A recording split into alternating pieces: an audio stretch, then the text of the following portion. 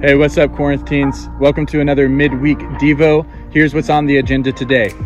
Really bad golfers playing really bad golf, and then some other fun stuff too. So thanks for hanging out.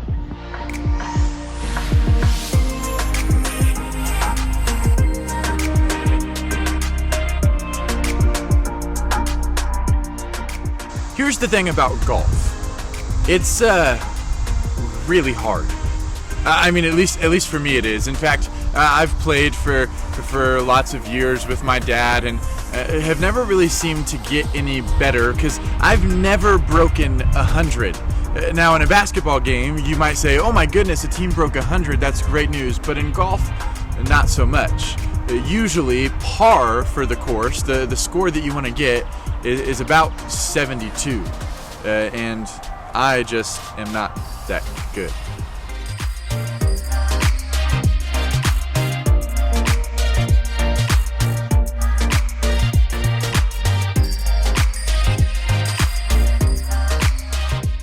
The way that golf works is that you take a stroke of the ball, and for every stroke of the ball, that counts as 1. And if you're playing on a shorter hole, that par is going to be a 3, which means you need to putt it into the hole in 3 strokes or less. If it's a par 4, 4 strokes or less. If it's a par 5, 5 strokes or less. And so a good scorecard would have a lot of 3s and a lot of 4s and a lot of 5s on it in order to reach par for the course, in order to meet the standard for the course. But oftentimes I get bogeys and double bogeys and triple bogeys, and I don't even want to talk about what I do beyond that. And my scorecard is full of 6s and 7s and 8s and 9s and yes, even sometimes 10s. The thing is, I'm just not that good at golf.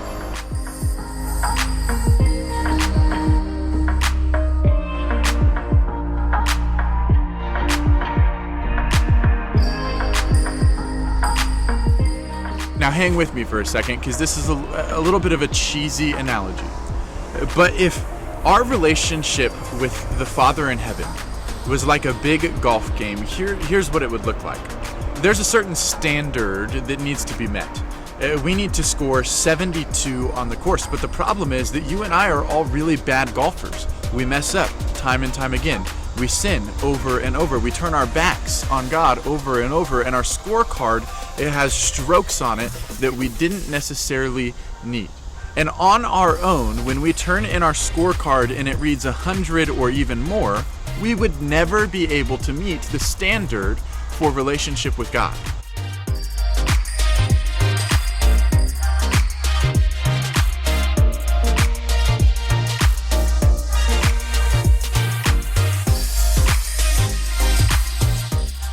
Romans 5 it drives in this point quite a bit.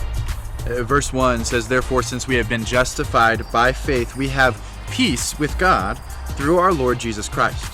Through him we have also obtained access by faith into this grace in which we stand, and we rejoice in the hope of the glory of God. God shows his love for us in that while we were still sinners, Christ died for us. Since therefore we've now been justified by his blood, much more shall we be saved by him from the wrath of God. You see, Jesus took our sin on the cross, and therefore taking punishment, therefore having the wrath of the Father unleashed on him rather than us. And through faith in him, through belief in Jesus Christ, we take his righteousness. We meet the standard for relationship with God through faith in Jesus Christ.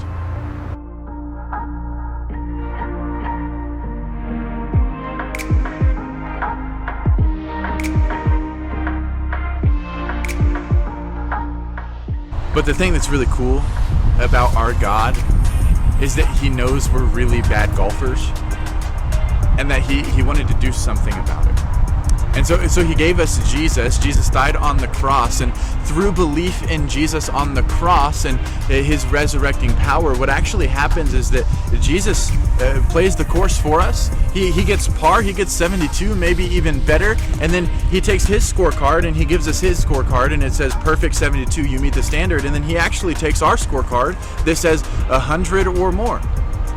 And then you have this incredible thing where, because Jesus has provided us our own scorecard, we actually meet standard for relationship with God.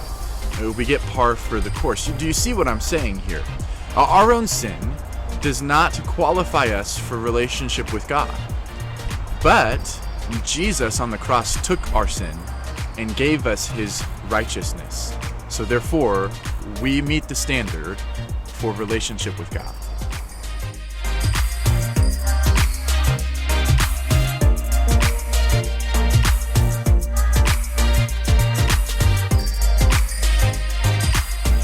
Thanks for tuning in to another Midweek Devo. We'll see you next time, and probably with something we're all much better at.